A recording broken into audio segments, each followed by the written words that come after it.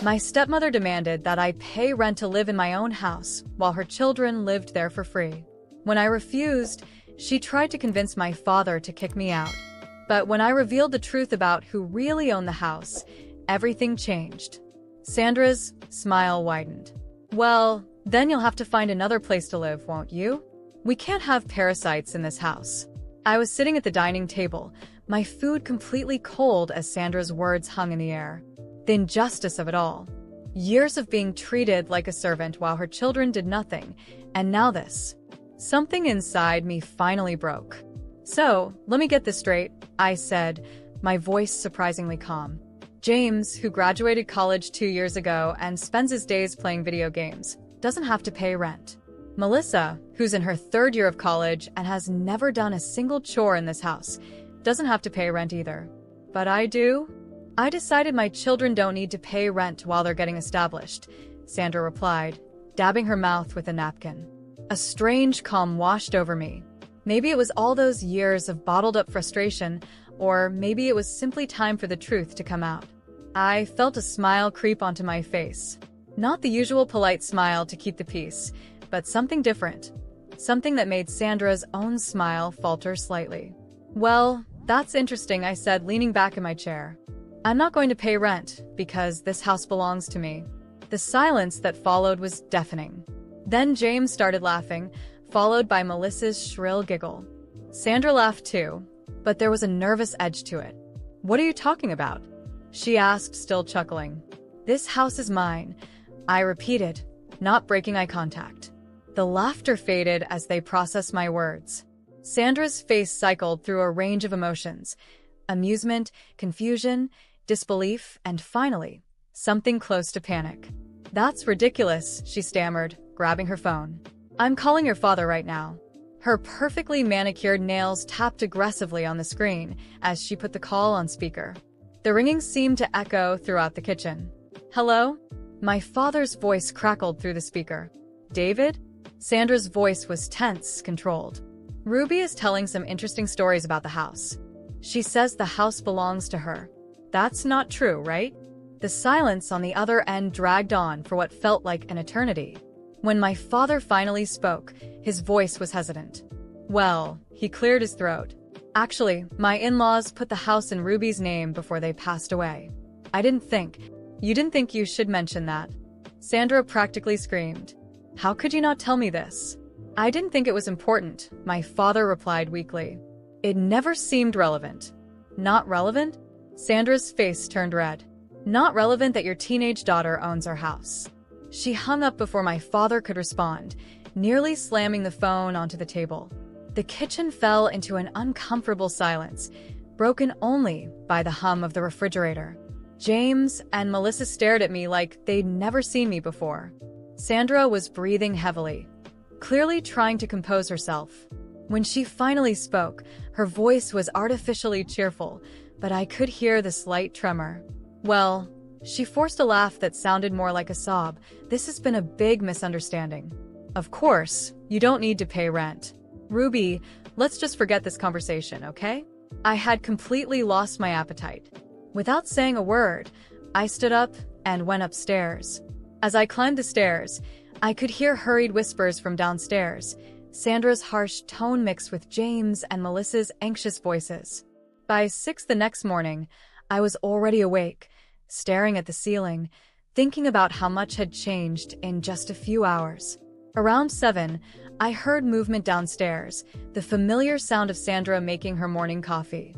I was about to go down for breakfast when I heard her voice. David, you need to do something about this situation, she said, her voice low but intense. Your daughter can't, we just need to make her leave. I froze on the stairs, holding my breath. I know the house is hers, David, Sandra continued, frustration clear in her voice. But she's making things difficult. She doesn't fit here anymore. She's becoming a problem. There was a pause. Even from where I was, I could sense my father's hesitation. But, Sandra, it's her house.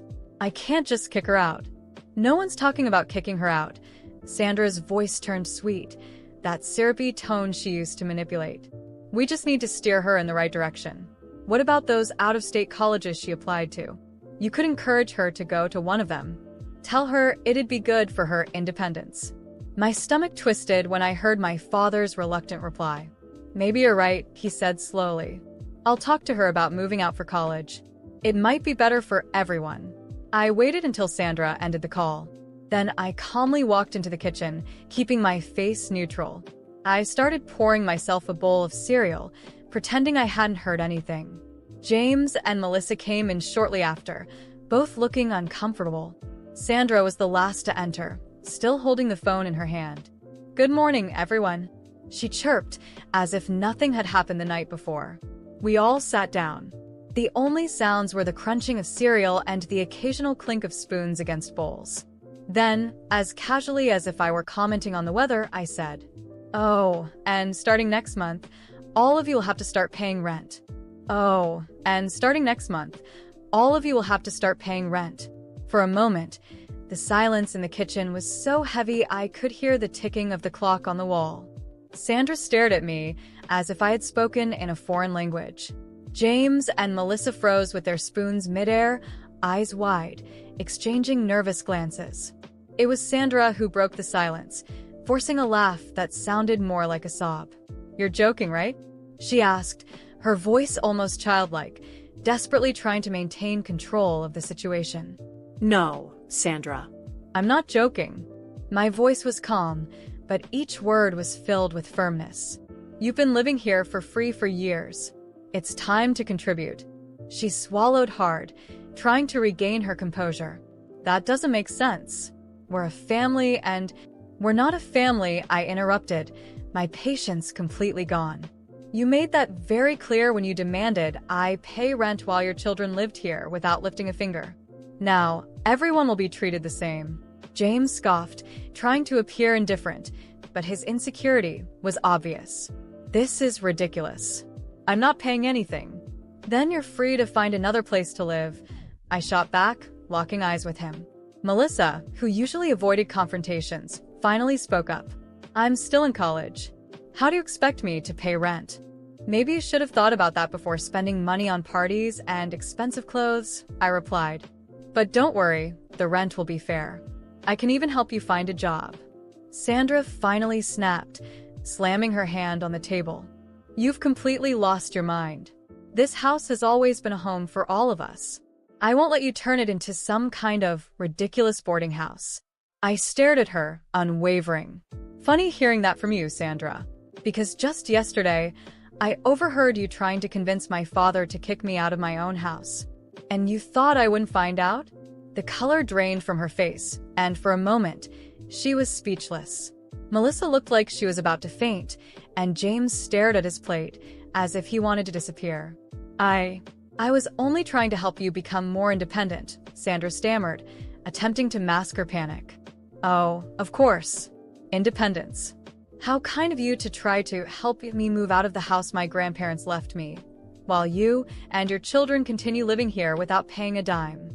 She tried to speak, but I raised my hand to stop her. "Don't worry.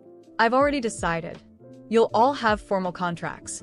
If you want to keep living here, it will be on my terms." Sandra abruptly stood up, trying to maintain a sense of authority. "This is unacceptable. David would never allow this. Maybe you should call him again and ask what he thinks. Or better yet, ask what he'll do when I decide to kick everyone out and sell the house." The shock on her face was almost satisfying. She knew I had the power to do exactly that, and the thought clearly terrified her. That night, locked in my room, I could hear muffled murmurs and arguments coming from downstairs. Sandra was probably trying to come up with a plan to get around the situation. But what she didn't know was that I was more than ready to face her. The next day, I called for a meeting. Sandra tried to refuse, but I made it clear she had no choice. By 10 a.m., we were all seated in the living room. Sandra, James, and Melissa looked uncomfortable, while I sat calmly, confident. "Here are the rental contracts," I said, handing each of them a copy. "You have 1 month to decide if you want to stay." Sandra took the paper with trembling hands, and as she read, her face grew redder and redder. "This is absurd. You can't do this." "Actually, I can. I own the house. James threw the contract on the floor, his face full of irritation. This is unfair. We're your family. No, James. You're my stepmother and my half-siblings, who treated me like a maid for years. If you want to stay here, you'll pay like anyone else. The argument dragged on for hours, but I didn't back down. In the end, I made it clear there was no room for negotiation. Sandra finally realized she had no way out, but before leaving the room, she took one last shot. You'll never have your father's support after this. I smiled, tired but firm. We'll see. In the following days, she tried everything, manipulating my father, creating tension in the house, even trying to turn James and Melissa against me. But nothing worked. They all signed the contract, and the first payment came the next month. The truth is, after years of being overlooked, I was finally in control. And for the first time, I didn't care what they thought. I had the house, the power, and most importantly, my peace of mind. They could deal with the reality now. The months went by, and the pressure inside that house only grew stronger. At first, Sandra, James, and Melissa tried to act as if nothing was happening. They reluctantly paid the first month of rent, as if they believed I would soon change my mind. But I didn't. The payments started getting delayed. First by a few days, then weeks. The excuse was always the same: unexpected expenses, piled up bills, temporary difficulties. But I knew it wasn't just that. James no longer bought his expensive games and spent more time locked in his room. Melissa stopped showing off new clothes and rarely went out. And Sandra seemed to be falling apart before my eyes. She looked exhausted, her face tired with deep dark circles.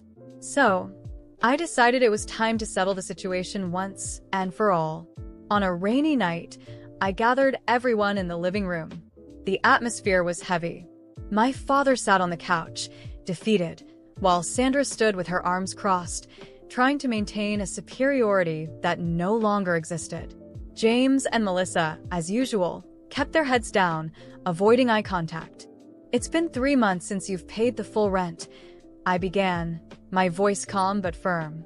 I could easily throw all of you out. Sandra widened her eyes, outraged. You would never do that. I looked at her coldly. Don't underestimate how much I've endured. But look, I'll be fair. I won't charge my father rent. Not because he can't pay, but because I know he's being manipulated. Out of respect for him, I'll spare him this responsibility. My father lifted his head, surprised, but stayed silent. He knew I was right. Now, with you, Sandra, it's different. I continued, locking my gaze on her. You've always treated me like a maid here, bossing me around while your children didn't lift a finger. So, I thought of something fair. You can continue living here, but instead of paying with money, you'll pay with work. You'll clean a house, do the laundry, cook. You'll be the maid here. Sandra's face turned pale.